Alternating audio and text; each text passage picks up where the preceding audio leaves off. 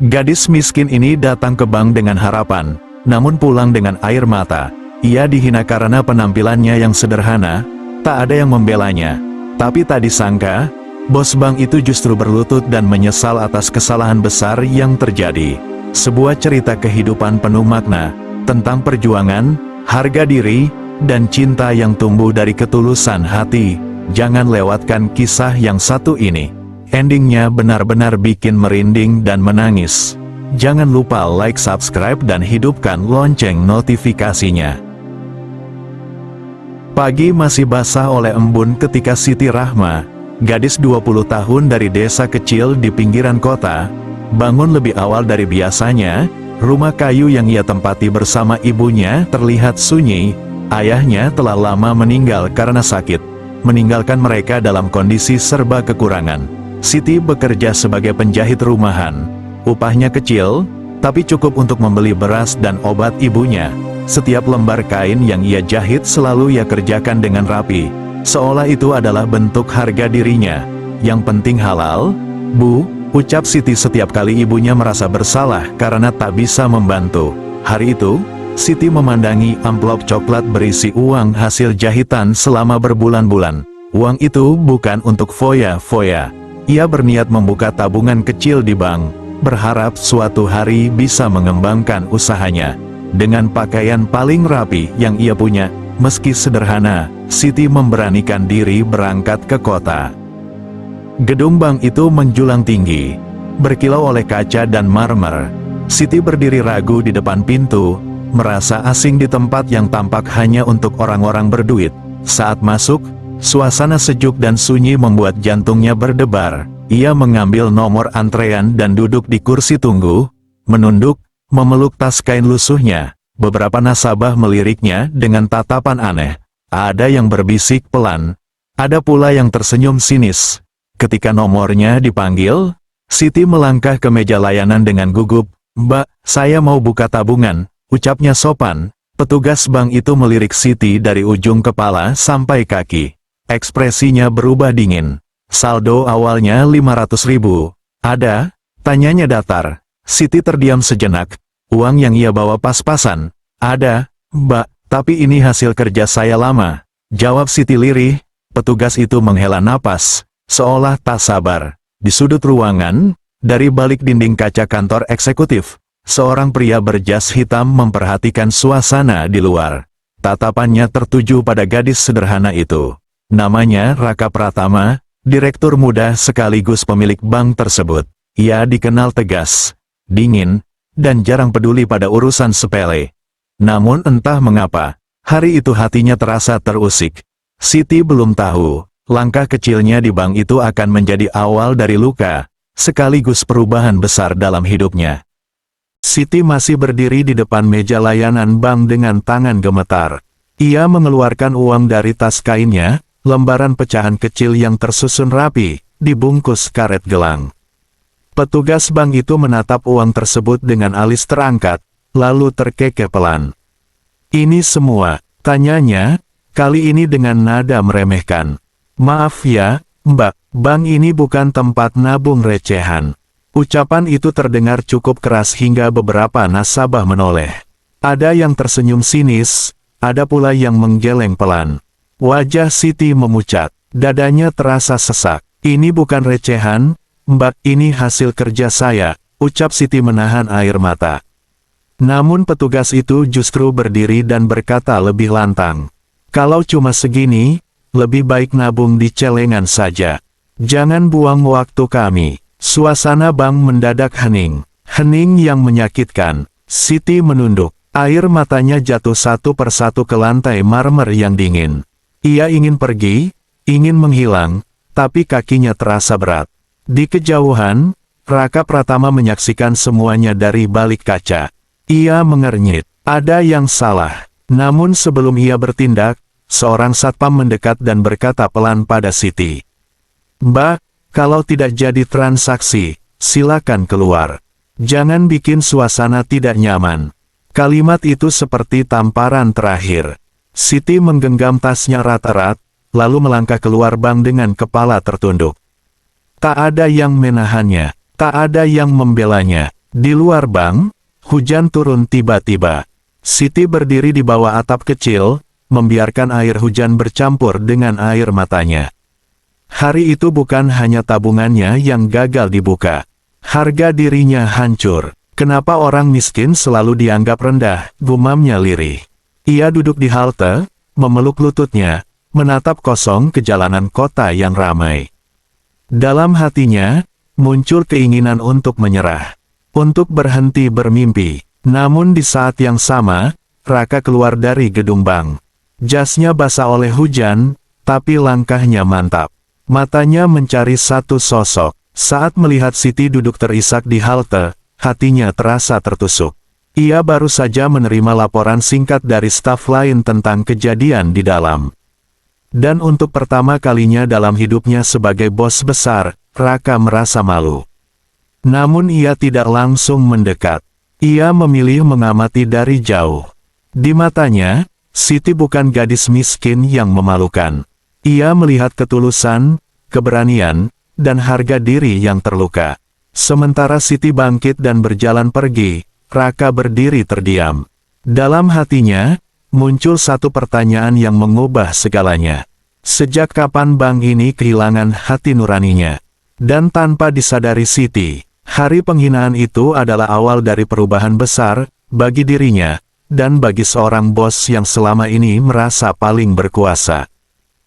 Malam itu, Siti pulang ke rumah dengan langkah gontai. Hujan sudah reda, tapi dinginnya masih menempel di tubuh dan hatinya. Ibunya menatap cemas saat melihat wajah Siti yang pucat dan mata sembab. "Kenapa, Nak?" tanya ibunya pelan. Siti tersenyum tipis, menyembunyikan luka. "Tidak apa-apa, Bu, cuma capek." Namun malam itu, Siti tak bisa tidur. Kata-kata hinaan di bank terus terngiang di kepalanya. Ia memandangi uang tabungannya, uang yang kini terasa tak berarti apa-apa di mata orang-orang kota. Keesokan harinya, kabar buruk datang. Kondisi ibunya memburuk dan harus segera dibawa ke rumah sakit. Biaya perawatan tak sedikit. Siti terdiam lama di lorong rumah sakit. Ia dihadapkan pada pilihan paling pahit dalam hidupnya. Bertahan dengan harga diri, atau mengorbankan segalanya demi ibunya. Dengan tangan gemetar, Siti membuka ponsel tua miliknya dan membaca sebuah pesan lama, lowongan kerja sementara di bank yang sama, sebagai petugas kebersihan tambahan. Bank tempat ia dihina. Air mata jatuh lagi. Namun kali ini, Siti mengusapnya dan menarik napas panjang. "Aku harus kuat," bisiknya.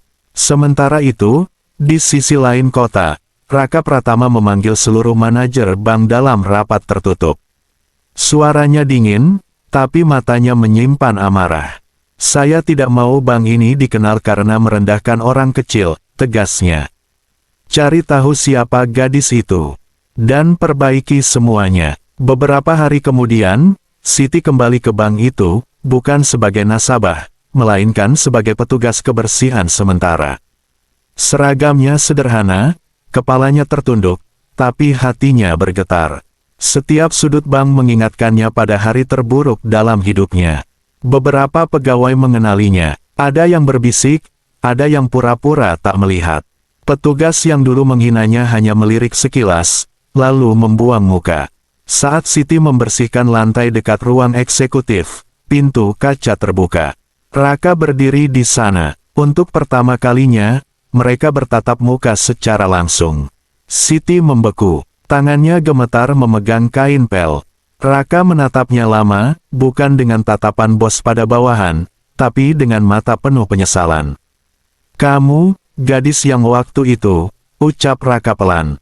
Siti menunduk. "Iya, Pak. Maaf kalau keberadaan saya mengganggu."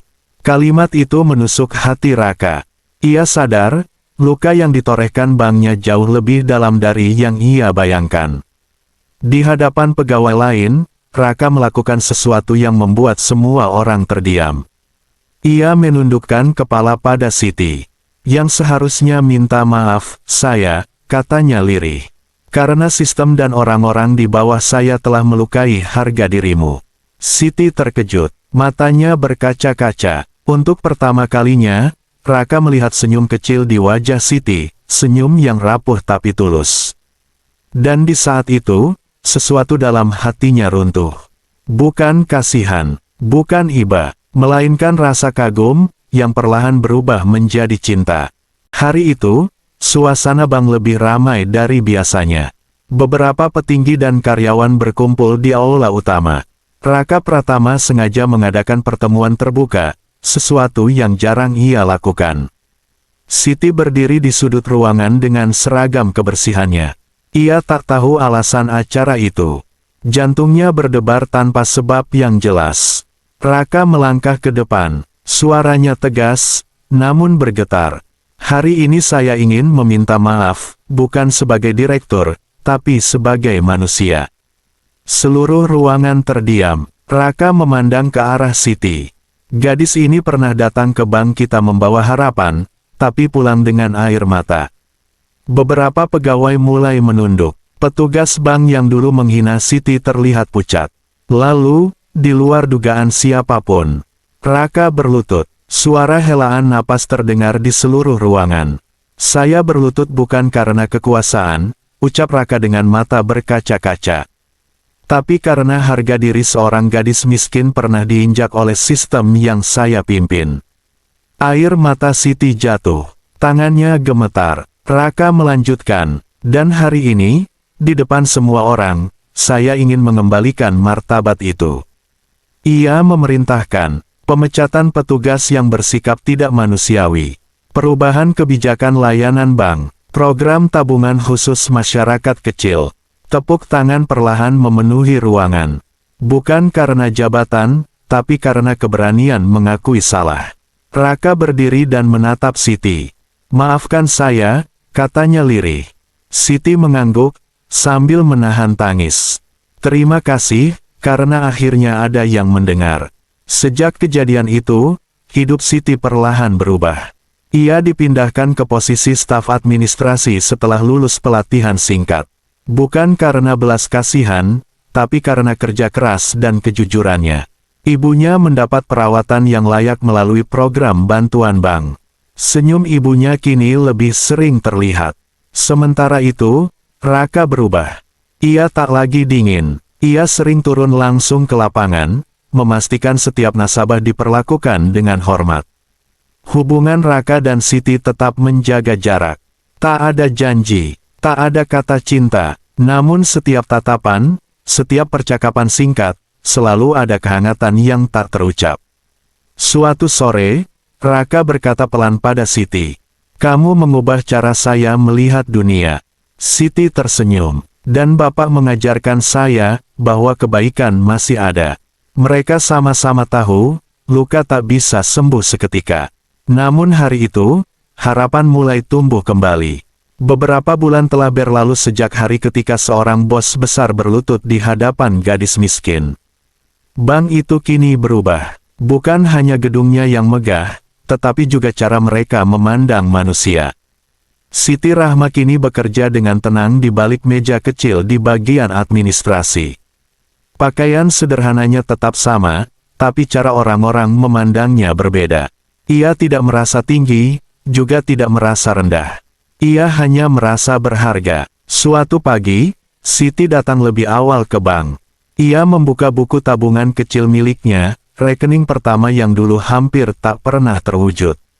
Saldo di dalamnya memang belum besar, namun baginya itu adalah simbol perjuangan. Ibunya kini bisa berjalan tanpa bantuan. Senyumnya selalu menjadi doa terindah bagi Siti. "Kalau ayahmu masih ada, pasti bangga," ucap sang ibu pelan. Siti tersenyum sambil menahan air mata. Di lantai atas, Raka Pratama berdiri di dekat jendela, memandangi kota. Ia tak lagi mengejar angka dan keuntungan semata. Ia belajar bahwa kekuasaan tanpa empati hanyalah kesombongan. Ia turun ke lantai bawah dan menghampiri Siti. "Siti," katanya pelan, "terima kasih, bukan karena kamu memaafkan saya, tapi karena kamu mengingatkan saya bahwa manusia harus saling memanusiakan." Siti menatapnya dengan tenang. "Kita semua pernah salah, Pak. Yang penting, mau berubah."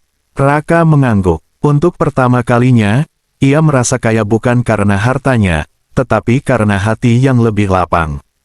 Cerita cinta mereka tidak diumumkan dengan janji besar atau kemewahan.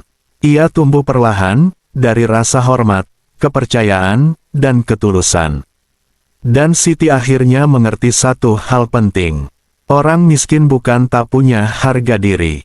Mereka hanya sering tak diberi kesempatan untuk dihargai.